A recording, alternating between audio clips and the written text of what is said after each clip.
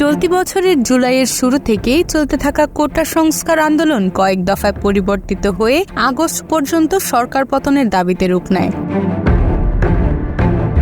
ছাত্রদের সাথে জনগণ একাত্মতা প্রকাশ করলে 5ই আগস্ট জনতার দাবির মুখে পদত্যাগ করে দেশ থেকে পালিয়ে ভারতে আশ্রয় নিয়েছেন সাবেক প্রধানমন্ত্রী শেখ হাসিনা।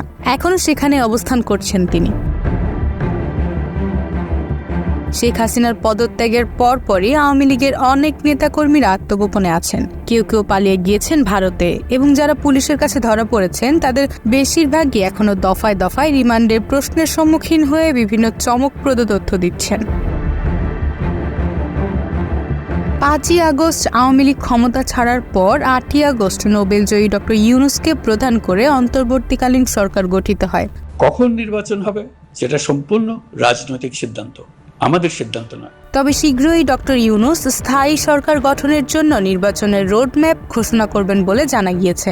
এমত অবস্থায় আওয়ামী লীগ থেকে পরবর্তীতে দলের নেতৃত্বে আসবেন কারা?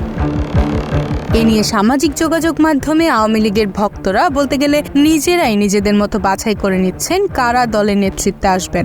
একাংশের মতামত অনুযায়ী সাবেক রাষ্ট্রপতি আব্দুল হামিদ খান প্রধান হয়ে সাথে নারায়ণগঞ্জ সিটি কর্পোরেশনের সাবেক মেয়র সেলিনা হায়াৎ আইভীকে নিয়ে দল পুনর্গঠন করবেন।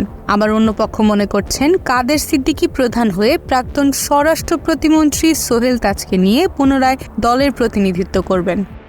যদিও এ নিয়ে দলের পক্ষ থেকে কোনো ঘোষণা আসেনি এবং এ বিষয়ে উল্লেখিত ব্যক্তিদের কেউই কোনো মন্তব্য করেননি, তাই এটি এক ধরনের গুজব অথবা সমর্থকদের পক্ষ থেকে পাওয়া উল্লেখিত ব্যক্তিদের জন্য ভালোবাসা বলা যায়। তবে অনেকেই বলছেন যেহেতু শেখ হাসিনা এখনো জীবিত আছেন তাই দলের নেতৃত্ব দেওয়ার একমাত্র অধিকার বা যোগ্যতা তারই আছে।